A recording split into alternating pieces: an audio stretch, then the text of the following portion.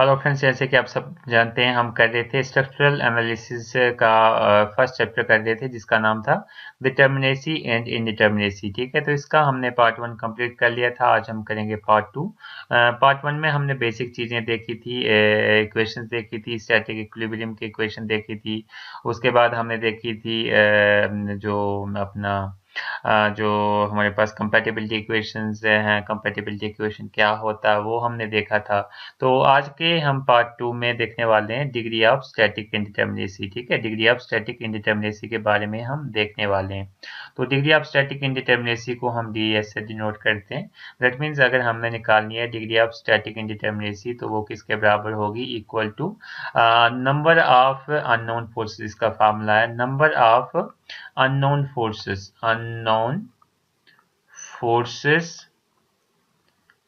in members, number of unknown forces in members are at sport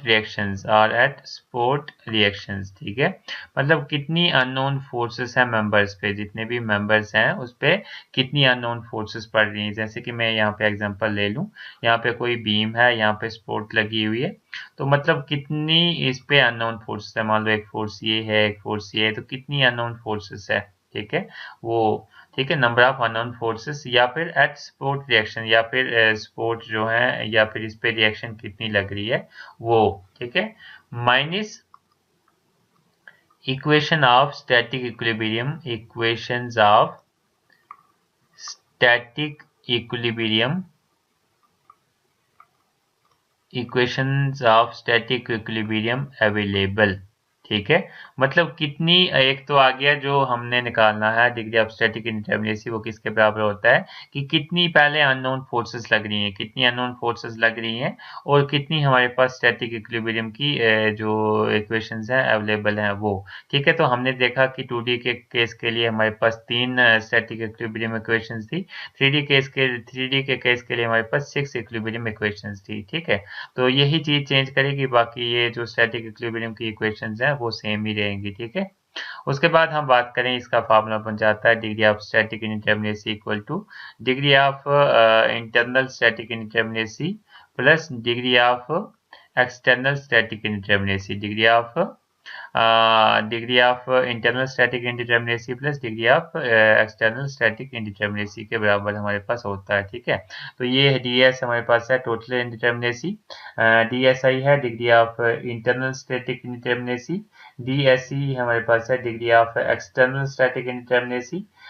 ठीक है, तो ये हमारे पास आ गया फार्मूला की डिस्क्रिप्शन। उसके बाद इंपॉर्टेंट पॉइंट है, thus total indeterminacy of structure in excess of external indeterminacy is called internal indeterminacy. ठीक है, तो यहाँ पे हमारे पास आया that's the total indeterminacy of structure in excess of external indeterminacy is known as the internal indeterminacy. मतलब अगर हमने इसमें से इंटरनल इंडिटर्मिनेसी को फाइंड करना हो तो हम सिंपली फाइंड कर सकते हैं, simply total determinacy minus external indeterminacy.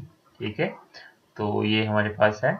ये फार्मूला भी इंपॉर्टेंट फार्मूला है, ये आपको रिमेंबर कर लेना, ये मेन फार्मूला है। इसके बेसिस पे आप इसमें से अगर डीएसआई भी निकाल सकते हैं, ये फार्मूला याद होगा तो आप ये भी निकाल सकते हैं, इसमें से ये भी निकाल सकते हैं। ठीक है, आई होप ये लेक्चर आपको समझ में आ रहा होगा। अगर आपको वीडियो अच्छी लगे तो आप अपने फ्रेंड्स के साथ शेयर करना मत भूलें।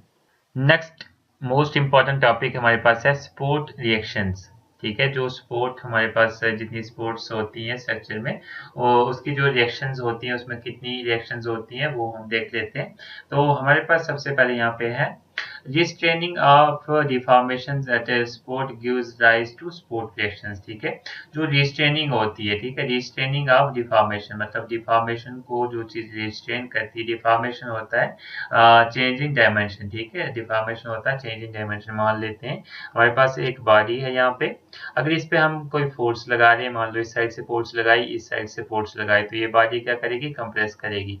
मान लेते हैं यही सेम बॉडी है, इसको इस तरफ से खींचा, इस तरफ से भी खींचा, तो ये बॉडी क्या हो जाएगी, इसकी जो डायमेंशन है वो इंक्रीज हो जाएगी। इस केस में इस बॉडी की डायमेंशन क्या हो जाएगी, डिक्रीज हो जाएगी। ठीक है, तो इसमें क्या हो रहा है, इंक्रीज हो रहा है, इसमें डिक्रीज हो रहा है, दैट मीन्स इसमें डिफॉर्मेशन हो रही है, ठीक है।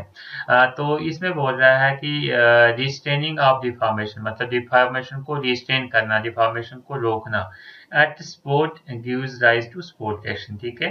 तो जो भी रिस्ट्रेनिंग है जो इसको रोकती है वो हमें क्या देती है, give rise to the support reaction, उससे हमें स्पोर्ट की रिएक्शंस मिल जाती हैं, ठीक है। मतलब जैसे कि हम इसको खींच रहे हैं, इधर से इधर खींच रहे हैं, ठीक है। तो मतलब इसमें कुछ रिस्ट्रेनिंग फोर्स लग रही है जो इसको खींचने नहीं दे रही है, उसको ही हम बोलते हैं सपोर्ट रिएक्शंस, ठीक है। तो हम देख लेते हैं यहाँ पे, हम बात करते हैं सबसे पहले तो प्लेन स्ट्रक्चर्स की, सबसे पहले हम बात करते हैं इसमें प्लेन स्ट्रक्चर्स की, सपोर्ट रिएक्शंस की बात करते हैं। तो प्लेन स्ट्रक्चर में सबसे पहले तो हमारे पास फिक्स्ड सपोर्ट की बात करते हैं, फिक्स्ड सपोर्ट की बात करते हैं। तो आपको पता होगा, आपने सॉन्ग में पढ़ी होगी फिक्स सपोर्ट क्या होती है। फिक्स सपोर्ट होती है एक साइड से हमारे पास फिक्स होती है, ठीक है, इस तरीके की हमारे पास फिक्स सपोर्ट होती है। फिक्स सपोर्ट में अगर मान लेते हैं हमारे पास डायरेक्शन जो है, ये इस साइड जो है हमारे पास एक्स डायरेक्शन है, ये वाई डायरेक्शन है और ये जेड डायरेक्शन है। तो हमारे पास क्या होगा फिक्स सपोर्ट में, ये जो है R of X reaction in X direction, ये आगे हमारे पास रिएक्शन इन वाई डायरेक्शन, और इस साइड हमारे पास इसमें आगे मोमेंट इन जेड डायरेक्शन, ठीक है।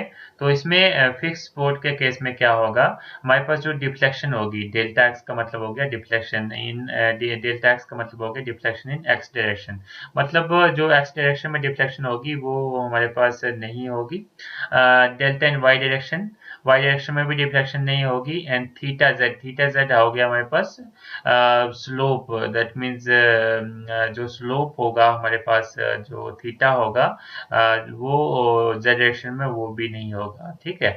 मतलब ये ना तो एक्स डायरेक्शन में मूव कर सकती है, ये फोर्स इसको एक्स डायरेक्शन में भी मूव नहीं करवा पाएगी, वाई डायरेक्शन में भी नहीं करवा पाएगी, और इसकी मूवमेंट भी नहीं होगी, ये मुड़ेगी भी नहीं, ठीक है। क्यों, क्योंकि ये फिक्स सपोर्ट है। तो इसमें जो नंबर ऑफ हमारे पास रिएक्शंस हैं फिक्स सपोर्ट के लिए वो कितनी है, 3 रिएक्शंस हैं।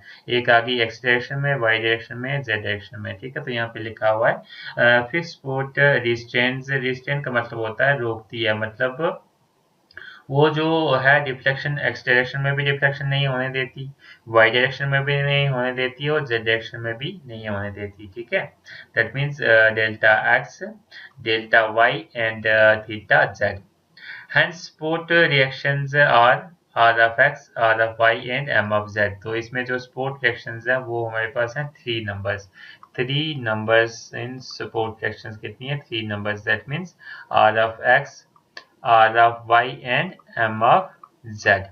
ठीक है, इसका मतलब ये हो गया कि ये जो है ये ऐसी स्पोर्ट है जो मतलब यहाँ से एक्स डायरेक्शन में कोई भी फोर्स लगेगी तो ये बॉडी जो है स्ट्रक्चर मूव नहीं करेगा, वाई डायरेक्शन में भी कोई सी फोर्स लगेगी तो ये बॉडी वाई डायरेक्शन में भी मूव नहीं करेगी, अगर इसको मोमेंट भी लगाएंगे तो तब भी ये मूव नहीं करेगी, ठीक है।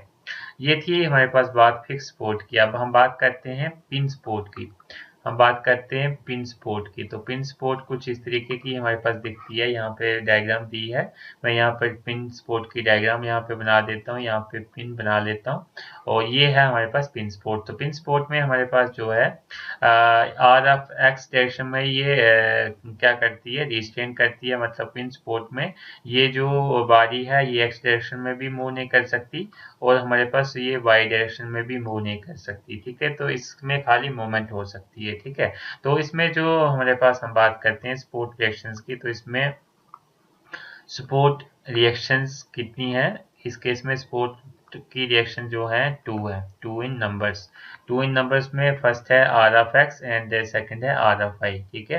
तो यहाँ पे लिखा हुआ है pin support reactions restraints delta X delta Y, मतलब डेल्टा एक्स में भी ये मूव नहीं करेगा, डेल्टा वाई में भी मूव नहीं करेगा, इसमें खाली एक मोमेंट हो सकती है, मोमेंट हो सकती है। इसका मतलब हो गया कि इसकी जो रिएक्शंस हैं सपोर्ट की रिएक्शंस हैं वो 2 है, ठीक है। अब हम बात करते हैं, जैसे कि हमने बात किया रिस्ट्रेन, रिस्ट्रेन का मतलब होता है होल्ड बैक मतलब उसको वहां पे ही रखना, या फिर हम बोलते हैं कीप। जैसे कि हमारे पास यहाँ पे बॉडी है, इसको हम बोलते हैं रिस्ट्रेन कर रहा है कोई। रिस्ट्रेन करने का मतलब होता है, मान लो यहाँ से और यहाँ से फोर्स लग रही है, तो इसको हम बोलेंगे रिस्ट्रेन करना। रिस्ट्रेन का करने का मतलब होता है कि ये बॉडी यहीं पे ही रहेगी, यहाँ से कहीं आगे पीछे मूव नहीं करेगी, ठीक है। उसका मतलब हो गया रिस्ट्रेन होना, ठीक है। इसका यहाँ पे मतलब मैंने लिखा है hold back, keep and keep back, ठीक है। आई होप ये लेक्चर आपको समझ में आ रहा होगा। अगर आपको कोई भी डाउट हो तो आप कमेंट सेक्शन में पूछ सकते हैं। तो जैसे हमने बात की दो टाइप के स्पोर्ट की बात की, एक हमने फिक्स स्पोर्ट की बात की और एक हमने पिन स्पोर्ट की बात की। नेक्स्ट स्पोर्ट है हमारे पास प्लेन स्ट्रक्चर में, वो है रोलर स्पोर्ट, ठीक है। एक रोलर स्पोर्ट हमारे पास होती है। अगर रोलर स्पोर्ट की हम बात करें तो रोलर स्पोर्ट कुछ इस तरीके की हमारे पास दिखती है, ये इस तरीके की हम बनाते हैं, ये हमारे पास रोलर स्पोर्ट होती है। रोलर स्पोर्ट में ये जो हमारे पास रिएक्शंस होती हैं, जो रीस्ट्रेनिंग जो हमारे पास स्पोर्ट रिएक्शन होती है वो खाली एक होती है, जो स्पोर्ट की रिएक्शन होती है वो एक होती है। इसका मतलब हो गया कि ये जो बॉडी है ये वाई डायरेक्शन में मूव नहीं कर सकती, एक्स डायरेक्शन में भी ये रोलर की वजह से मूव करेगी और इसकी मूवमेंट भी होगी, ठीक है। खाली ये वाई डायरेक्शन में मूव नहीं करेगी, इसलिए इसकी जो स्पोर्ट रिएक्शन है, स्पोर्ट रिएक्शन जो है इक्वल टू 1 है, 1 वो भी है एफ ऑफ वाई डायरेक्शन में, ठीक है। तो हम बात कर रहे थे प्लेन स्ट्रक्चर की, स्पोर्ट की। अब हम बात करते हैं स्पेस स्ट्रक्चर की। अगर हम स्पेस स्ट्रक्चर्स की बात करें, space structure that mean 3D structures की बात करें हम, तो 3D स्ट्रक्चर में क्या होगा, हमारे पास जो फिक्स स्पोर्ट है तो उसमें हमारे पास जो स्पोर्ट रिएक्शंस होंगी वो होंगी 6 होंगी। स्पोर्ट रिएक्शंस उसमें कितनी होंगी, 6, ठीक है। 6 कौन कौन सी होंगी, एक हमारे पास होगी R of X, R of Y, R of Z, M of X, M of Y and M of Z, ठीक है। तो 3D के केस में ये कौन सा केस है, स्पेस स्ट्रक्चर्स का। स्पेस स्ट्रक्चर्स, स्पेस स्ट्रक्चर्स का मतलब हो गया 3D स्ट्रक्चर्स। तो 3D स्ट्रक्चर्स अगर हमारे पास हैं तो उसमें अगर हमारे पास फिक्स स्पोर्ट है तो उसकी जो स्पोर्ट रिएक्शंस होंगी वो 6 होंगी। अगर हम बात करते हैं पिन स्पोर्ट की, तो पिन स्पोर्ट में हमारे पास जो रिएक्शंस होंगी, पिन स्पोर्ट की अगर हम बात करें तो पिन स्पोर्ट में हमारे पास स्पेस स्ट्रक्चर्स के लिए कितनी रिएक्शंस होंगी, 3 होंगी, ठीक है। 3 में कौन कौन सी, R of X, R of Y and R of Z, ठीक है। मतलब ये एक्स डायरेक्शन में भी मूव नहीं करेगा स्पेस स्ट्रक्चर में, वाई डायरेक्शन में भी मूव नहीं करेगा, जेड में भी नहीं करेगा, इसकी मूवमेंट होगी, ठीक है। नेक्स्ट हम बात करते हैं रोलर स्पोर्ट की। अगर हमारे पास रोलर स्पोर्ट है 3D स्ट्रक्चर में, दैट मीन स्पेस स्ट्रक्चर्स में, तो उसमें हमारे पास जो स्पोर्ट रिएक्शंस होंगी वो कितनी होंगी, 1। स्पोर्ट रिएक्शन कितनी होगी हमारे पास, 1, वो भी कौन सी, आर ऑफ वाई, ठीक है। तो हम इसको रिवाइज कर लेते हैं एक बार। हम बात करते हैं प्लेन स्ट्रक्चर्स की, दैट मीन 2D स्ट्रक्चर्स की, और हम बात करते हैं स्पेस फ्रेम्स की, दैट मीन 3D स्ट्रक्चर्स की। तो 2D स्ट्रक्चर्स की बात करें, हम बात करें सबसे पहले तो फिक्स स्पोर्ट की। इसमें कितनी रिएक्शंस होती हैं, 2 स्पोर्ट रिएक्शंस होती हैं, इसमें 6 होती हैं। अगर हम बात करते हैं पिन की, पिन जो हमारे पास पिन स्पोर्ट होती है, पिन स्पोर्ट में 2D के केस में हमारे पास नंबर ऑफ रिएक्शंस कितनी होती हैं, 2, और 3D के केस में हमारे पास 3 होती हैं। और यहाँ पे हम बात करें अगर रोलर स्पोर्ट की अगर हम बात करें, तो रोलर स्पोर्ट के केस में हमारे पास 2D के केस में नंबर ऑफ स्पोर्ट रिएक्शंस कितनी होती है, 1, और 3D के केस में भी हम बात करें तो हमारे पास नंबर ऑफ स्पोर्ट रिएक्शंस 1 ही होती है, ठीक है। तो इससे आपको समझ में आ गया होगा कि हमारे पास 2D और 3D केस के लिए कितनी स्पोर्ट रिएक्शंस होती है, ठीक है। आई होप ये लेक्चर आपको समझ में आ गया होगा। अगर आपको वीडियो अच्छी लगी हो तो अपने फ्रेंड्स के साथ शेयर करना मत भूलें, और अभी तक आपने चैनल को सब्सक्राइब नहीं किया तो प्लीज सब्सक्राइब कर लें, ताकि मैं आपके लिए ऐसे ही इंटरेस्टिंग वीडियो ले आ सकूं। Thank you. If you like the videos then like, comment, share and subscribe my YouTube channel.